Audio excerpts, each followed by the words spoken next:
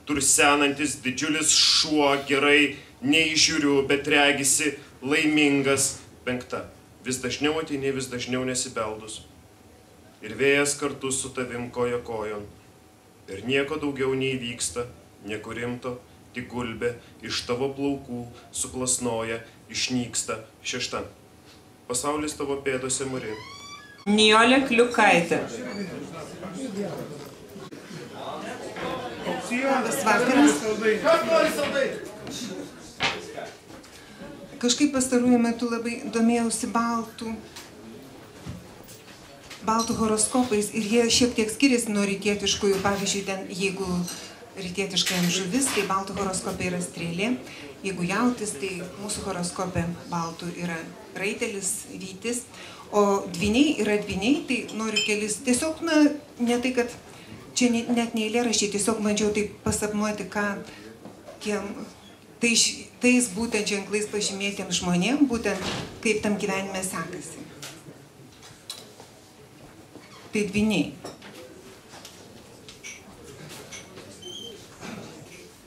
Kartą gyveno pianistas, kurio kairė ranka nesutardavo su dešiniaja. Jei, tarkim, dešinė skambina temą, tai ir kairiajai anos prireikia. Bet skambina ją ne nuo pradžios į pabaigą, bet atvirkščiai. Pradeda nuo nusilenkimo ir atsisveikinimo. Paskui šoka ant klausytojo kaip lūšis ir iš krūmo. Apiberia išvirkščiais, išverstiniais garsais ir tik tuomet nusilenkia, siūlydamasi, bet ką jau čia bepasiūlysi, triūbą sudeginęs ir vandenį ugnį užpylęs. Tuo tarpu dešinioji paleidžia žiežirbą, stengiasi ją įpūsti, bet kaip tu ją įpūsi vandenį? Žiūrėk, neapsikentusi dešinioji kepštels kairę jai per pirštus, ogi šis tvers kokį dešiniosios pirštelį ir išlauš, dar apsimes, kad pačiai neskauda. Bet kai gerai pagalvoji, tai ir yra muzika, pats skausmingiausias sulaužytų pirštų rečitalis, varijuojantis beprotybės temą, kuri vienintelė yra ir meilė, irgi mirtis.